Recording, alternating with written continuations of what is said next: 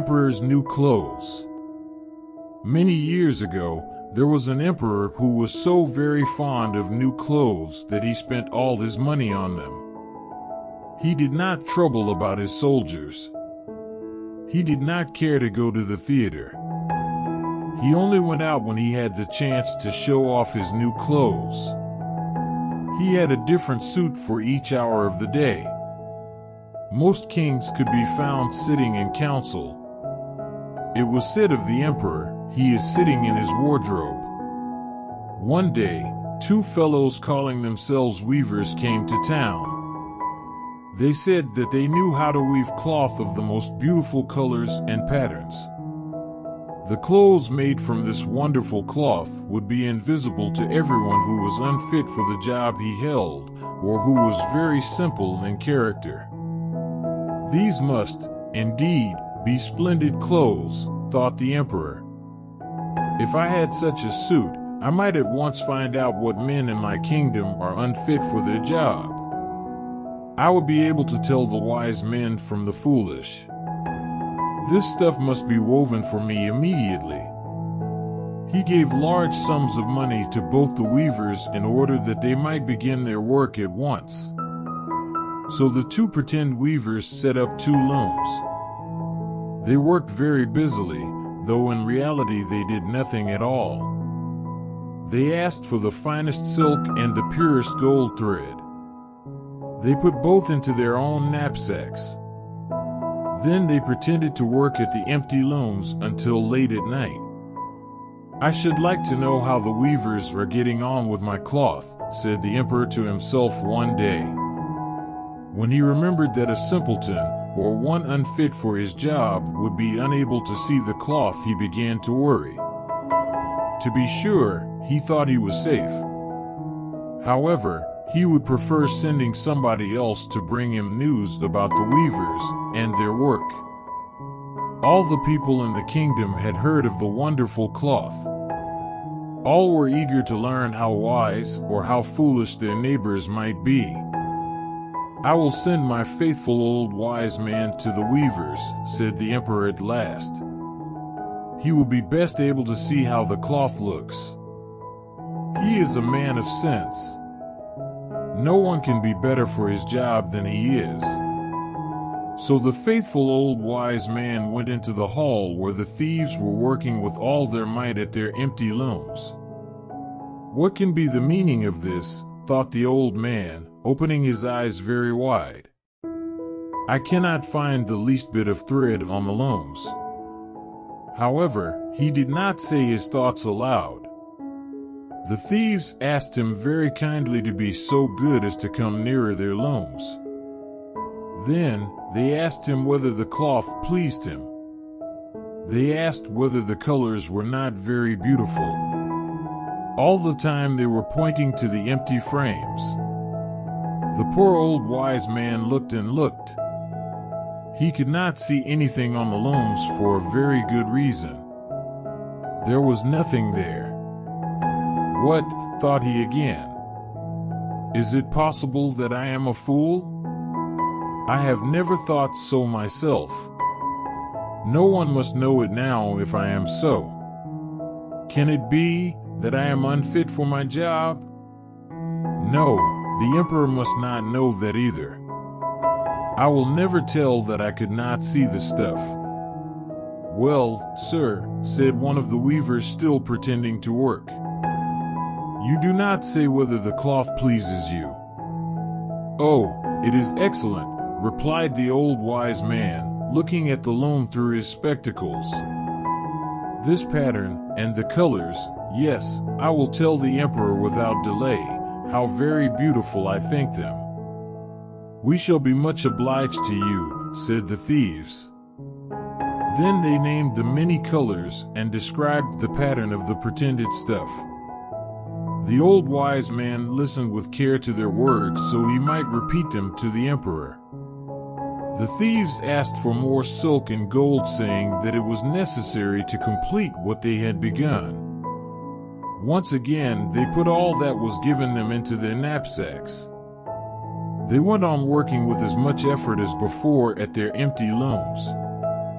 The emperor soon sent another man from his court to see how the weavers were getting on.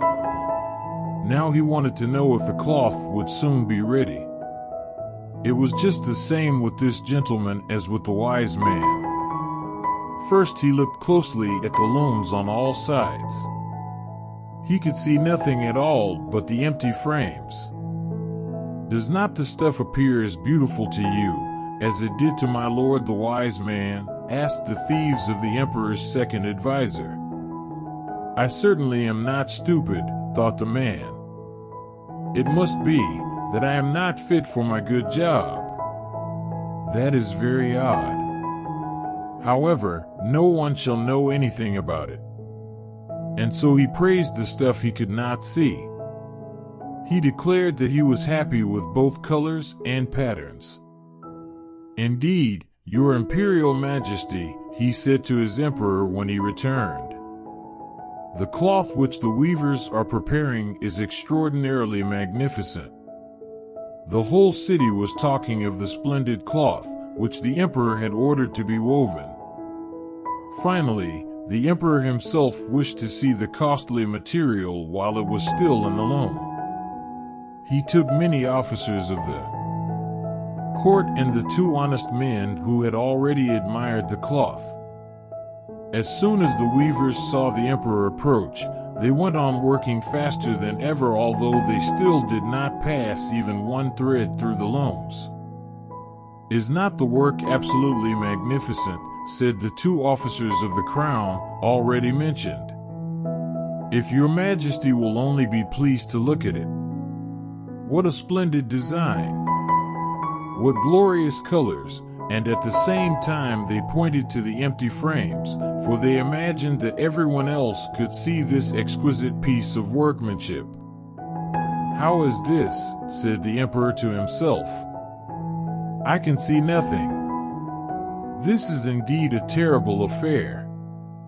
Am I a simpleton, or am I unfit to be an emperor?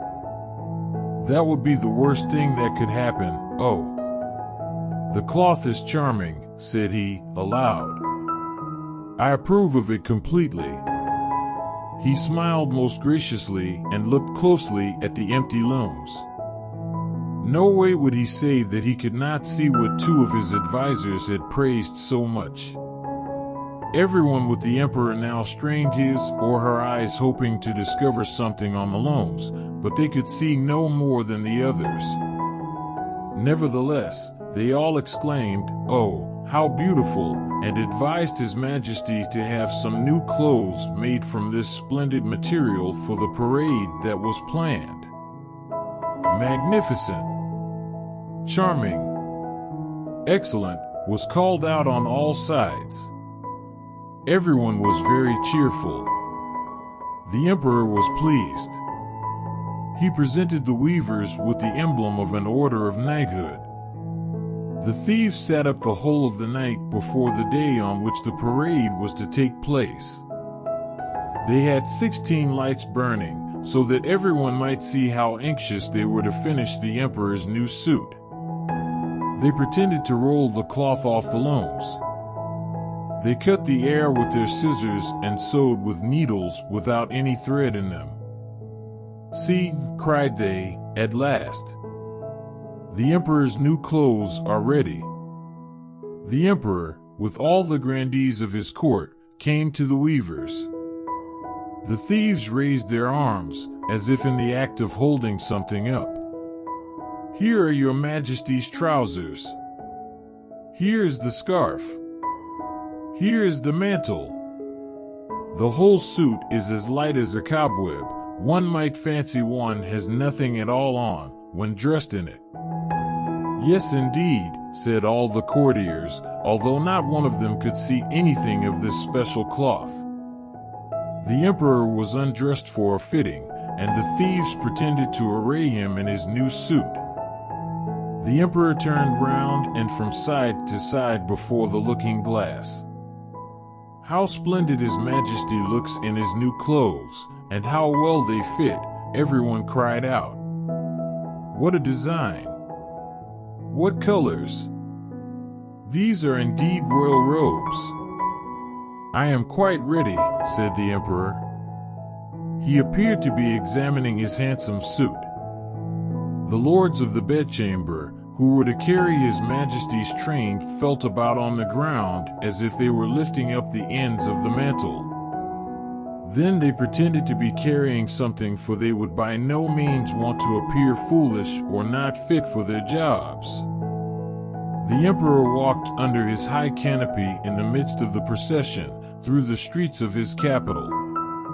All the people standing by, and those at the windows, cried out, "Oh, how beautiful are our emperor's new clothes! What a magnificent train there is to the mantle, and how gracefully the scarf hangs!" No one would admit these much admired clothes could not be seen, because, in doing so, he would have been saying he was either a simpleton or unfit for his job. "But the emperor has nothing at all on," said a little child. "Listen to the voice of the child," exclaimed his father.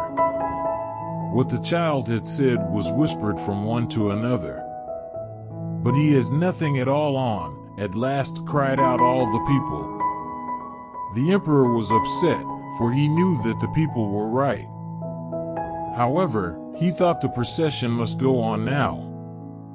The lords of the bedchamber took greater pains than ever to appear holding up a train, although, in reality, there was no train to hold, and the emperor walked on in his underwear.